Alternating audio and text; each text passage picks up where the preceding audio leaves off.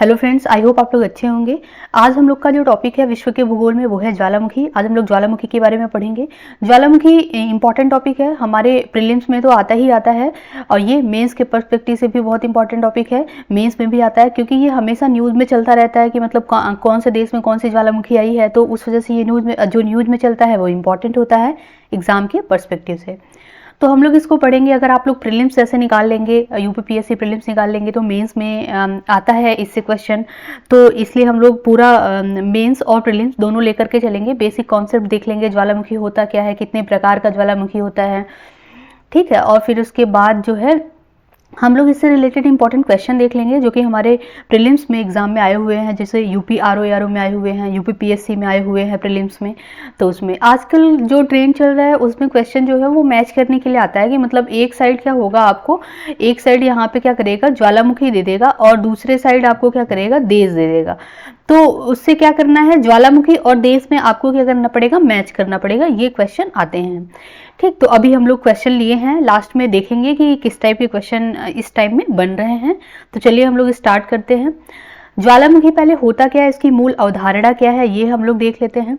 ज्वालामुखी प्रायः एक छिद्र अथवा खुला भाग होता है जिससे होकर पृथ्वी के अत्यंत तप्त भाग से गैस, तप्त मतलब होता है गर्म भाग, मतलब एकदम ज्वालामुखी का मतलब ही है, ज्वालामुखी मतलब गर्म एकदम। जैसे यहाँ पे देखिए ये दिखाया गया है कि एकदम तप्त भाग ही तो है, ये एकदम गर्म है, ठीक है।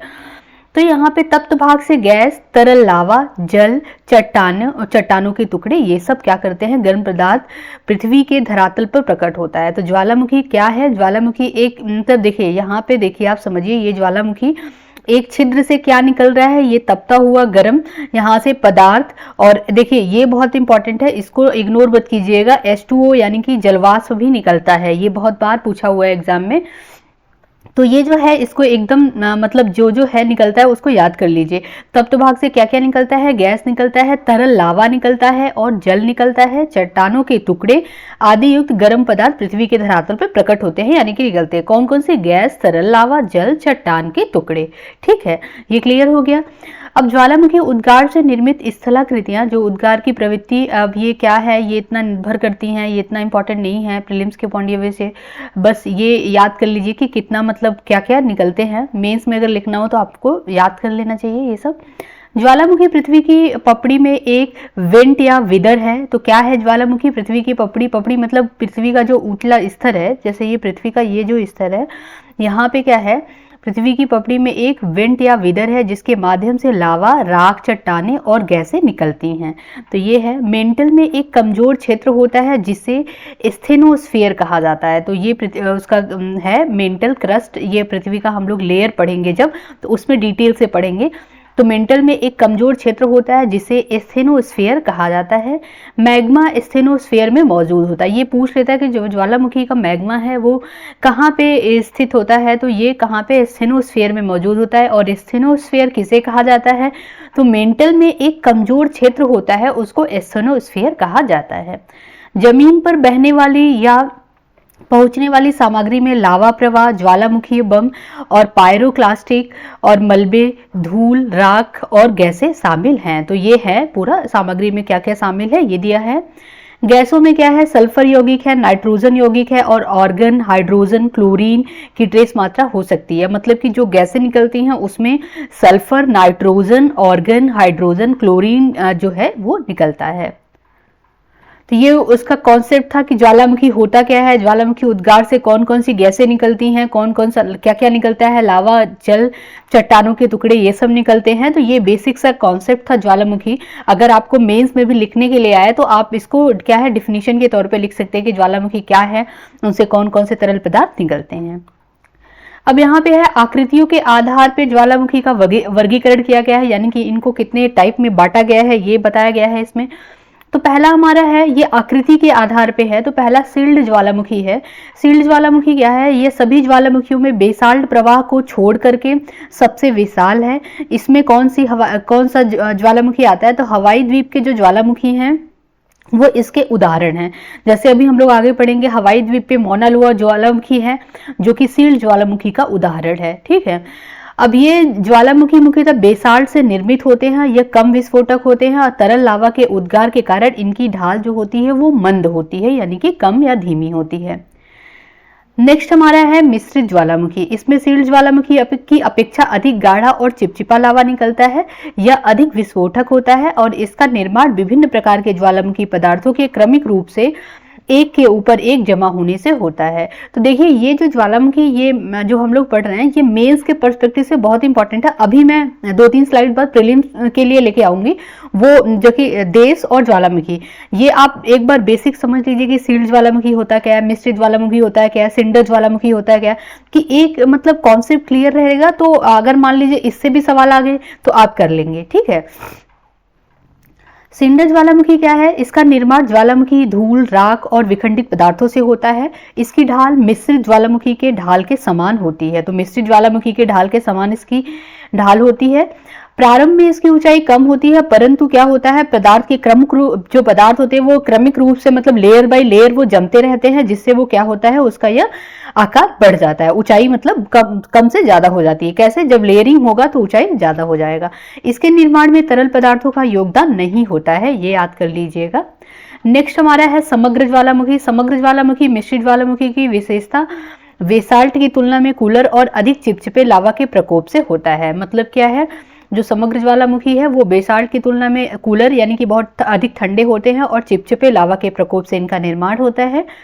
इनका निर्माण अनेक विस्फोटक पदार्थों से होता है। बड़ी मात्रा में क्या है, पायरोक्लास्टिक सामग्री और राख लावा के साथ जमीन में ये मिल जाती है। यह सामग्री वेंट के उद्घाटन के पास जमा हो जाती है और क्या, इसके परिणाम स्वरूप परतों का जो निर्माण होता है।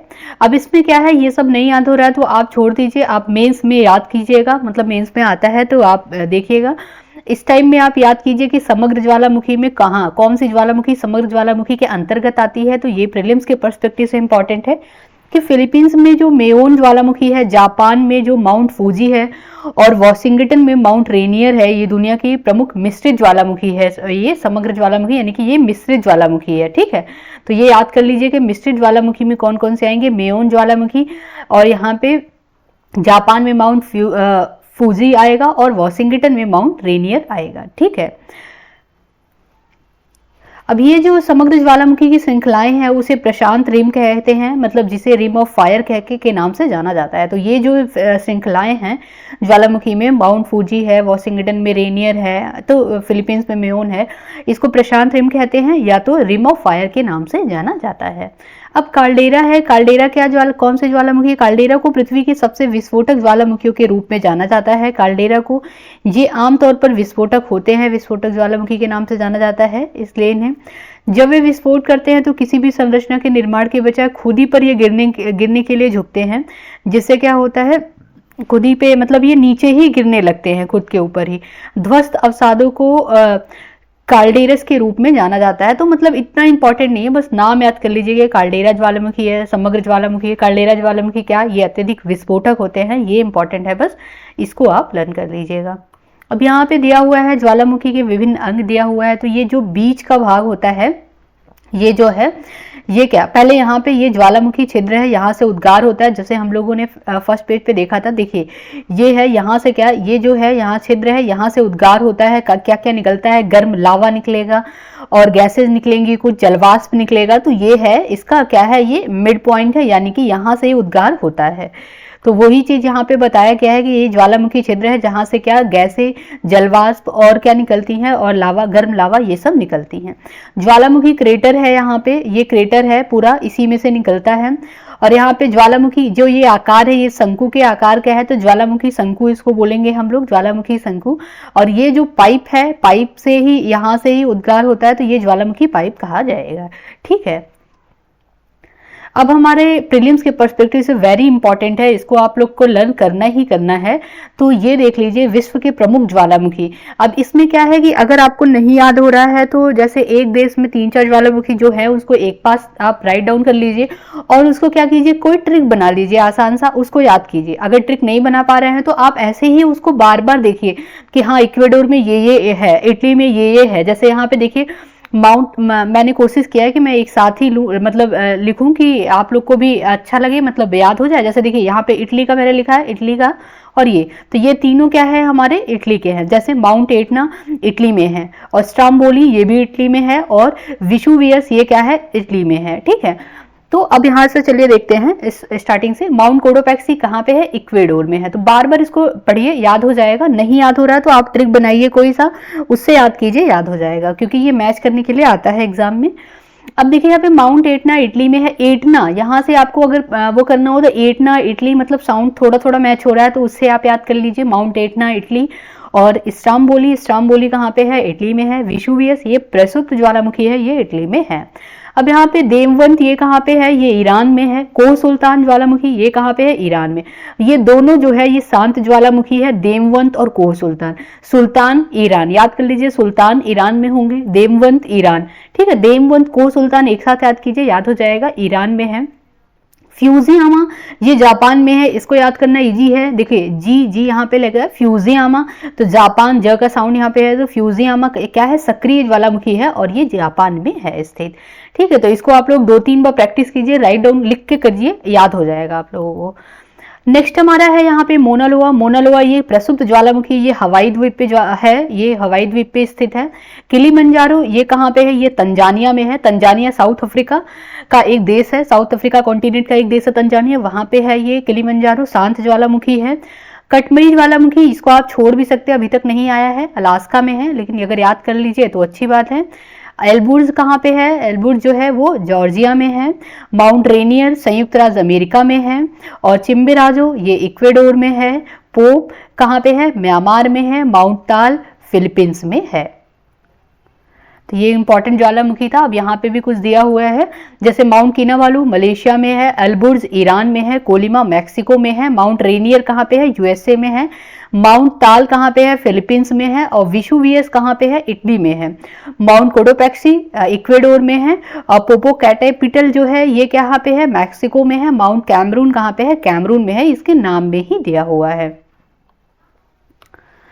अब यहाँ पे दिया है सबनकाया पेरू में है। माउंट एटना कहाँ पे है, इटली में। मेरापी कहाँ पे, इंडोनेशिया। पेरिकुटिन मैक्सिको। येरिबस कहाँ पे है, अंटार्कटिका में है। माउंट केलायू हवाई द्वीप पे है। माउंट सेंट हेलेंस ये यूएसए में है। मोनालोआ कहाँ पे है, हवाई द्वीप पे। देखिए हवाई द्वीप पे 2 हैं, एक है किलायू और एक है हमारा ये, ठीक है, एक किलायू है, एक क्या है, माउंट लोआ, तो सॉरी मोनालोआ। तो किलायू, माउंट किलायू और मोनालोआ ये कहाँ पे है, ये हवाई द्वीप पे हैं, संयुक्त राज्य अमेरिका के हवाई द्वीप पे ये हैं।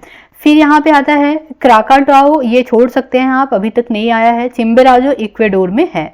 चिम्बेराजो कहाँ पे है, इक्वेडोर में है। माउंट कैमरून कैमरून में है। माउंट सस्ता कहाँ पे है, यूएसए में है। पिनाटुबो ये फिलीपींस में है, और मायोन फिलीपींस में है। और माउंट सिनाबुंग जो है ये कहाँ पे, इंडोनेशिया में। जैसे अब देखिए क्या है कि इसको आप ट्रिक बना के ही याद कर पाएंगे, क्योंकि अभी तो लग रहा है कि हाँ पढ़ रहे हैं सब, फिर बाद में जब क्वेश्चन आता है, पेपर आता है एग्जाम में, तो लगता है अरे इसका मतलब सारा मैच हो जाता है। जैसे क्या, कैमरून के जो सॉरी यूएसए के जो ज्वालामुखी है वो फिलीपींस में लग जाते हैं, फिलीपींस के जो है वो इंडोनेशिया में लग जाते हैं, तो वो कंफ्यूजन हो जाता है।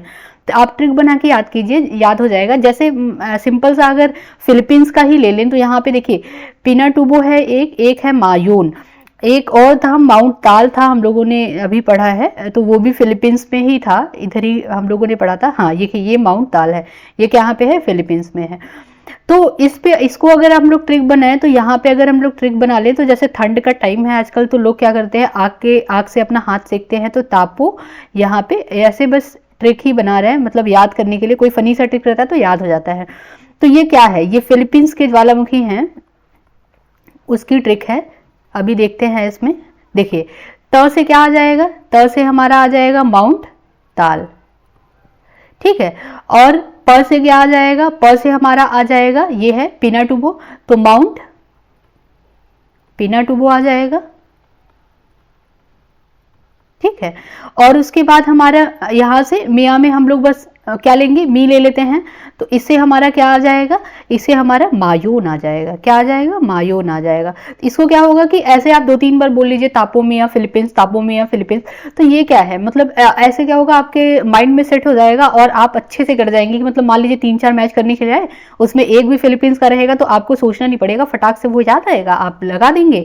मैच करने में क्या होता है कि अगर 2-3 याद है तो आप आराम से कर लेंगे, ठीक है। तो तापो मिया, ता मतलब क्या हो जाएगा, माउंट ताल हो जाएगा। प मतलब क्या हो जाएगा, माउंट पेनाटुबू हो जाएगा, और म मतलब क्या हो जाएगा, माउंट मायून हो जाएगा जी। ये कहाँ पे पाया जाता है, ये फिलीपींस का ज्वालामुखी है, ठीक है। ऐसे और भी है, जैसे यूएसए का एक साथ लिखिए, उसका ट्रिक बना लीजिए, अब अपने से ट्रिक बनाइए, वो ज्यादा याद रहेगा आपको। और उसके बाद इटली के एक साथ लिख लीजिए और पेरू का एक साथ लिख लीजिए, तो आपको कोई प्रॉब्लम नहीं आएगा, आराम से उसको याद कर लेंगे। और प्रीलिम्स में क्वेश्चन इससे आता ही आता है, क्योंकि ये बहुत इंपॉर्टेंट टॉपिक है, ठीक है। तो नेक्स्ट चलते हैं हम लोग। अब हम लोग, आई होप आप लोग को समझ आ गया होगा, हम लोग चलते हैं क्वेश्चन देख लेते हैं जो हमारे प्रीवियस ईयर में आए हुए हैं, जिससे हमें आइडिया लग जाएगा किस टाइप के क्वेश्चन हमारे एग्जाम में इस टॉपिक से आ रहे हैं। तो पहला क्वेश्चन जो है वो है हमारा यहाँ पे कि निम्नलिखित में से कौन एक मूल स्थल रूप है। तो कौन मूल स्थल रूप है, तो ज्वालामुखी शंकु क्या है, मूल स्थल रूप है। नेक्स्ट क्वेश्चन हमारा है ज्वालामुखी से सबसे अधिक कौन सी गैस निकलती है। तो ये बहुत इंपॉर्टेंट है, अभी हम लोगों ने पढ़ा था, ये बहुत बार ये गलत भी हो जाता है लोगों से। तो ये जलवाष्प निकलता है, यानी कि H2O जो है सबसे ज्यादा निकलता है। लोग गैसेस लगा देते हैं या लावा लगा देते हैं, लेकिन नहीं, H2O सबसे ज्यादा निकलता है। तो कौन सी गैस सबसे ज्यादा निकलती है, तो वो H2O निकलता है, यानी कि जलवाष्प निकलता है, ठीक है। और भी क्या क्या निकलता है, गैसेज निकलती है, हम लोगों ने भी पूरा पढ़ा डिटेल में, और लावा निकलता है। तो ये सब आप पढ़ लीजिए, और ये जो है इसको उसको रिवाइज कर लीजिएगा, याद हो जाएगा।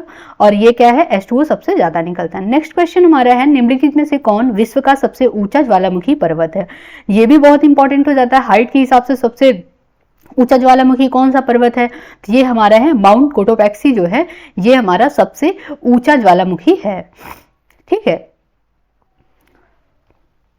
नेक्स्ट क्वेश्चन हमारा है लावा के ठोस होने के फलस्वरूप पृथ्वी के अंदर निर्मित चट्टानों को क्या कहते हैं, तो इसको प्लूटोनिक चट्टानें कहते हैं। नेक्स्ट क्वेश्चन है ज्वालामुखी उद्गार यानी कि वॉल्केनिक इरप्शन नहीं होते हैं, तो कहाँ पे नहीं होते, ये भी बहुत इंपॉर्टेंट क्वेश्चन है। तो ये बाल्टिक सागर में जो है वॉल्केनिक इरप्शन नहीं होता है, यानी कि ज्वालामुखी उद्गार नहीं होता है बाल्टिक सागर में। आप अगर वर्ल्ड का मैप देखेंगे तो उसमें बाल्टिक सागर जाकर के देखिएगा, तो आपको लोकेशन भी याद हो जाएगा, और ये भी पता याद रहेगा हमेशा कि ज्वालामुखी उद्गार यहाँ पे नहीं होता है। नेक्स्ट क्वेश्चन हमारा है कि मौना लोआ उदाहरण है। तो मौना लोआ हम लोगों ने पढ़ा था, मौना लोआ किसका उदाहरण है, सक्रिय ज्वालामुखी का, कि शांत का, कि प्रसुप्त का। तो ये है सक्रिय ज्वालामुखी का मौना लोआ उदाहरण है, ठीक है। यहाँ पे हम लोगों ने पढ़ा भी था, ये देखिए मौना लोआ हवाई द्वीप पे है, संयुक्त राज्य अमेरिका के, ठीक। तो लोकेशन आप इसको याद करते चलिए, लोकेशन बहुत इंपॉर्टेंट है। नेक्स्ट क्वेश्चन हमारा है कौन सा सक्रिय ज्वालामुखी है, ये आपको बताना। तो ये भी ध्यान देना है कौन सा शांत ज्वालामुखी है, कौन सा सक्रिय ज्वालामुखी है। मैंने यहाँ पे इसीलिए लिख दिया है कि आप लोग साथ साथ याद करते चलिए, कि देखिए जैसे माउंट कोटोपैक्सी ये सक्रिय ज्वालामुखी है, माउंट एटना ये सक्रिय ज्वालामुखी है, स्ट्राम्बोली भी सक्रिय है, विशुवियस प्रसुप्त है, और ये क्या है, देववंत शांत ज्वालामुखी है, और कोर सुल्तान शांत ज्वालामुखी है, और फ्यूजिया में क्या है, ये सक्रिय ज्वालामुखी है। तो ऐसे इसको भी याद करते चलिए, ये भी आ रहा है, मतलब ये भी टाइप एग्जाम में आ रहा है, जैसे हम लोगों ने अभी पीवाईक्यू देखे तो पता चला, ठीक है। हाँ, तो ये क्वेश्चन है हमारा कौन सा सक्रिय ज्वालामुखी है, तो एंकाकुगुआ, एटना, कोटोपैक्सी और फ्यूजियामा। तो इसमें कौन सा सक्रिय ज्वालामुखी, तो एंकाकुगुआ नहीं है सक्रिय, और कोटोपैक्सी है, फ्यूजियामा है, और एटना है। तो अब देखिए यहाँ पे दो चीज याद करते चलिए, पहला क्या है हम लोगों ने याद कर लिया सक्रिय ज्वालामुखी, दूसरा क्या है इसका लोकेशन याद कर लीजिए किस देश में है। तो एटना कहाँ पे, हम लोगों ने बताया था साउंड में आ रहा है, एटना इटली में है, तो इसको ये कहाँ पे है, ये इटली में है। कोटोपैक्सी कहाँ पे है, और फ्यूजियामा कहाँ पे है, ये तो जापान में है, ठीक है। कोटोपैक्सी हमारा हवाई द्वीप पे है, ये यहाँ पे। तो इसको देख लेते, एक बार देख लेते हैं, इसको क्लियर कर लेते हैं, कोटोपैक्सी कहाँ पे है।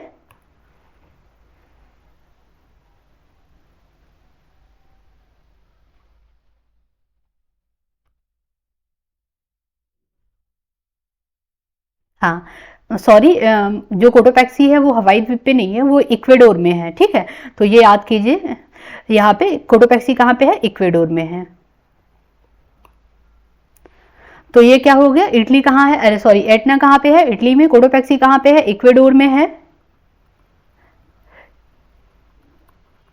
और फ्यूजियामा कहाँ पे है, जापान में है। तो ये क्या है, ये सक्रिय ज्वालामुखी है।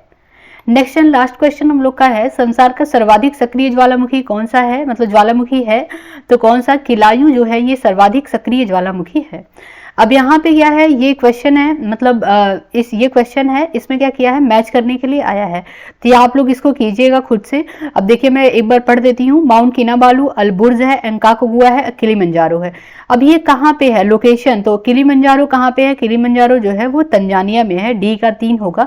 अगर ऐसे भी करे तो ये और ये कट जाएगा, डी का 3 यहाँ पे, ठीक है। और यहाँ पे एंकाकगुआ कहाँ पे है, अलबुर्ज कहाँ पे है, किनाबालू कहाँ पे है, इसको आप देखिएगा, आप लोग इसको होमवर्क के तौर पे ले लीजिए, इसको कीजिए या कर लेंगे आप लोग, ठीक है।